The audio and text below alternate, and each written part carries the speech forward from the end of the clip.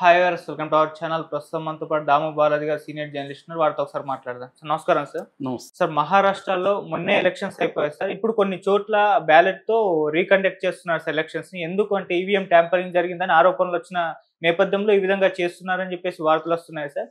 మరి బ్యాలెట్‌తో ఇప్పుడు ఎలక్షన్స్ నిర్వహిస్తే ఈ పరిస్థితి ఏ విధంగా ఉంటాయి? అలాగే సార్ ఎలక్షన్స్ అయిపోయి ఫలితాలు వచ్చాయి ఇన్ని రోజులైనప్పటికీ ఇంకా కూడా వాళ్ళ ముఖ్యమంత్రి ఎవరు అనౌన్స్ చేయలేదు. మరి రేపు అనౌన్స్ చేస్తారని అంటున్నారు. మరి రేపన్నా అవుతుందా లేదా? మీరేం చెప్తారు సార్ మహారాష్ట్ర పైన? ఈవీఎంల మీద ఎప్పటి నుంచో కూడా అనుమానాలు అయితే ఉన్నాయి. గతంలో కూడా చంద్రబాబు లాంటి వాళ్ళు కూడా ఈవీఎంల వల్లనే జగన్ ఈ స్థాయిలో గెలిచాడనేది కూడా ఆయన చెప్పాడు. అవును. సో ఆ తర్వాత ఆయన ఇప్పుడు గెలిచిన తర్వాత జగన్ చెప్తున్నాడు అలాగే. అట్లాగే మొన్న కూడా సుప్రీంకోర్టు కేఏ పాల్ పిటిషన్ వేసినప్పుడు గెలిచినప్పుడేమో ఈవీఎంలు తప్పు లేదంటారు, ఓడిపోయినప్పుడేమో ఈవీఎంలు తప్పు అంటారు అని పిటిషన్ కొట్టేసింది. బట్ మొన్న హర్యానా మహారాష్ట్ర ఎన్నికల తర్వాత ఏడీఆర్ కానీ అసోసియేషన్ ఫర్ డెమోక్రటిక్ ఇది కానీ తర్వాత కొన్ని సంస్థలు సీనియర్ సిటిజన్స్ ఇలాంటి సంస్థలు సిటిజన్స్ కలెక్టివ్ ఇలాంటి సంస్థలు దీని మీద రీసెర్చ్ చేశాయి. మొత్తం అసలు ఏమేమి ట్యాంపరింగ్ ఎలా జరుగుతుంది ఏంటి రీసెర్చ్ చేసి వాళ్ళు కొన్ని చెప్పారు. అందులో మనం ఆల్రెడీ ఒక టాపిక్ చెప్పుకున్నాం. మహారాష్ట్రలో 5:30కి అంతా కూడా ఓటింగ్ మామూలుగా అయిపోతుంది. కానీ క్యూలో ఉన్నారు కాబట్టి వాళ్ళని 11:30 వరకు అలో చేశారు. సో 5:30కి నుంచి 11:30కి మధ్య గ్యాప్ ఓట్ల శాతం తీసుకుంటే 7.87% అంటే దాదాపు 8% ఆ గ్యాప్లో పెరిగింది. ఓవరాల్ ఇది తీసుకుంటే 76 లక్షల ఓట్లు అక్కడ పెరిగింది. అది ప్రాక్టికల్గా సాధ్యం కాదు. ఎందుకంటే క్యూలో 1000 మంది ఆ టైంకి ఉన్నా కూడా 1000 మందికి 6 గంటలు 7 గంటలు పడుతుంది.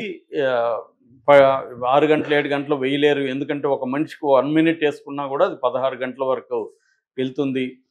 రెండోది ఒక బూత్లో యావరేజ్లో మొత్తం యావరేజ్ తీసుకుంటే 1000-1200 కంటే ఎక్కువ ఉండదు. రెండోది హిస్టారిక్గా తీసుకుంటే ఈ పీరియడ్లో 1% కానీ లోపలే పెరుగుతుంది, కానీ 7-8% పెరిగిన చరిత్ర ఎప్పుడూ లేదు హిస్టరీలో.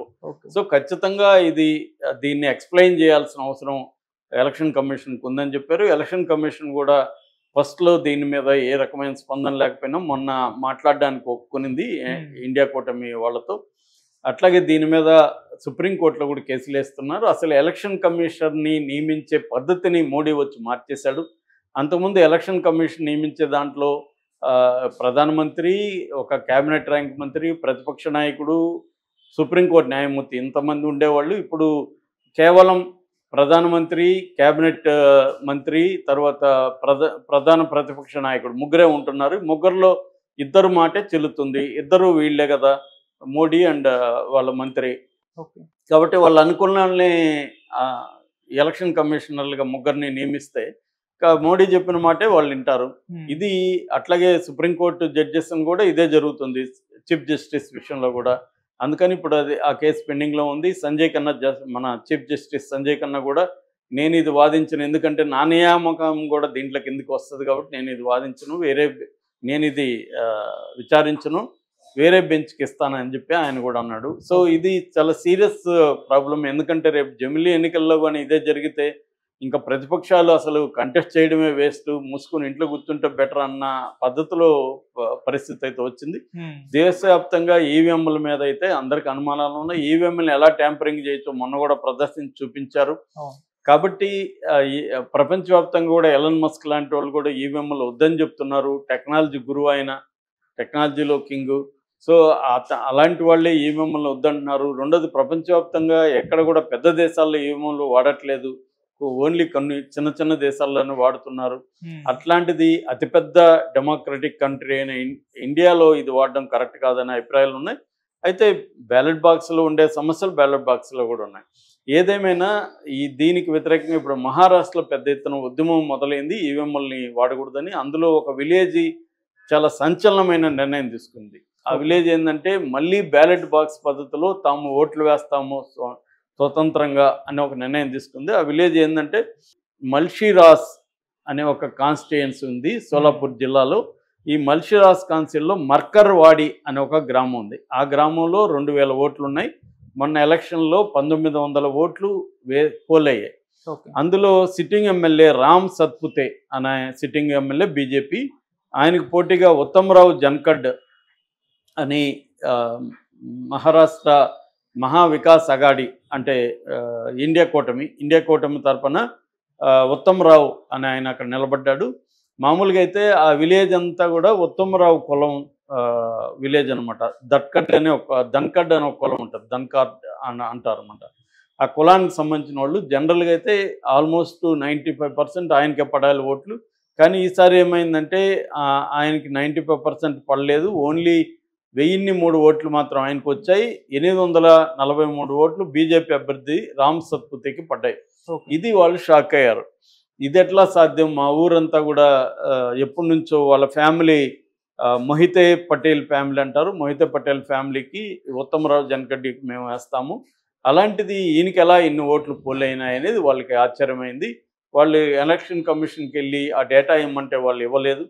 దాంతో వాళ్ళు ఏం నిర్ణయం తీసుకున్నారంటే ఈసారి బ్యాలెట్ బాక్స్ పద్ధతిలో రీఎలక్షన్ చేద్దామని నిర్ణయించుకున్నాడు. తహసీల్దార్ని కలిసి అడిగారు, మీరు కండక్ట్ చేయండి, మీ గవర్నమెంట్ ఆఫీసులను పెట్టండి అంటే వాళ్ళు దానికి ఒప్పుకోలేదు. ఒకసారి ఎలక్షన్లు చట్టబద్ధంగా జరిగినాక రీఎలక్షన్ అనేది ఎలక్షన్ కమిషన్ తీసుకోవాల్సిన నిర్ణయము. ఎలక్షన్ కమిషన్ తీసుకోకుండా మేము ఆ నిర్ణయం తీసుకోలేము, మేము మీకు మా అధికారులని ప్రొవైడ్ చేయలేమని వాళ్ళు రిజెక్ట్ చేశారు. దాంతో వీళ్ళు వచ్చి వీళ్ళే ఎలక్షన్ కమిషన్ డ్యూటీస్ అంతా కూడా వీళ్ళే ప్లాన్ చేసుకొని వీళ్ళే బ్యాలెట్లని అందరి పేర్లు ముద్రించి మళ్ళీ ఎలక్షన్లకు సిద్ధమైపోయారు. దీంతో సెంట్రల్ గవర్నమెంట్, స్టేట్ గవర్నమెంట్ అప్రమత్తమయ్యాయి. ఇలాగా కానీ దీన్ని ఎంకరేజ్ చేస్తే దేశవ్యాప్తంగా ఇలాగ ఎవరికి వాళ్ళు మళ్ళీ ఎలక్షన్లు పెట్టుకొని ఈవీఎంలు తప్పని ప్రచారం చేయడం మొదలు పెడతారు. ఇది కరెక్ట్ ట్రెండ్ కాదని వాళ్ళు ఏం చేశారంటే పెద్ద ఎత్తున ఒక 50 నుంచి 100 మంది పోలీసులను అక్కడ మోహరించారు. బిఎన్ఎస్ఎస్ భారతీయ న్యాయ సురక్షా సంహిత కొత్త చట్టం ప్రకారం 163 సెక్షన్ ప్రకారం కర్ఫ్యూ విధించారు అక్కడ. అంటే ఎవరు కూడా వీధుల్లోకి రావద్దు అని కర్ఫ్యూ విధించారు. దాంతో ఆందోళన మొదలైనవి, గొడవలు వచ్చే పరిస్థితి ఉంది. దాంతో ఆయన ఎమ్మెల్యేగా గెలిచిన ఉత్తమరావు జన్కడ్తో గవర్నమెంట్ మాట్లాడింది, పోలీసులు మాట్లాడారు, మీరు చెప్పండి మీ విలేజెస్ కానీ విలేజ్ పెద్దలతో కూడా మాట్లాడి ఆ ఎలక్షన్ అయితే ఆపించేశారు. కానీ ఇది దేశవ్యాప్తంగా ప్రపంచవ్యాప్తంగా చర్చలోకి వచ్చింది. అంటే ఒక గ్రామం తమ ఓట్లు కరెక్ట్గా పోల్ అవ్వలేదు అని గ్రామమే డిసైడ్ అయ్యి మళ్ళీ ఎన్నికలకు కానీ జరిపించునుంటే నిజానికి వీళ్ళకి భయం లేకపోతే ఎందుకు జరిపించుండ్రు అన్న చర్చ కూడా వస్తుంది. నిజానికి ఇక్కడ మాల్ ప్రాక్టీస్ జరగకపోతే వాళ్ళు వేసుకొని చూస్తే తెలుస్తుంది కదా, మీకెందుకు భయం అంటేనే అర్థం ఏంటి, క్లియర్గా ఇక్కడ ఈవీఎంఎల్ ట్యాంపరింగ్ అనేది ఈ విలేజ్లో కూడా జరిగింది, అందుకని వీళ్ళు భయపడుతున్నారు అనేది ఇప్పుడు ప్రూవ్ అయింది. అంటే ఈ విలేజర్స్ వాళ్ళు అనుకున్నట్టుగా బ్యాలెట్ దీంట్లో రీఎలక్షన్ చేయలేకపోయినా వీళ్ళు ఇంపార్టెంట్ విషయాన్ని అయితే దేశవ్యాప్తంగా చర్చలోకి తీసుకురాగలిగినారు. ఇది ఇప్పుడు దీనివల్ల దేశవ్యాప్తంగా కూడా ఇలాంటి ట్రెండ్ జరిగే అవకాశం మనకు కనిపిస్తుంది. ఇంకొక అంశం మహారాష్ట్రలో గవర్నమెంట్ ఫార్మేషన్, అది రేపు జరిగే అవకాశం ఉంది. దేవేంద్ర ఫడ్నవీసే అక్కడ సీఎం అవుతాడు. అజిత్ పవార్ అండ్ షిండే వీళ్ళిద్దరూ డిప్యూటీ సీఎంగా అవుతారు రేపు, అయితే అది ఖాయం. Thank you so much.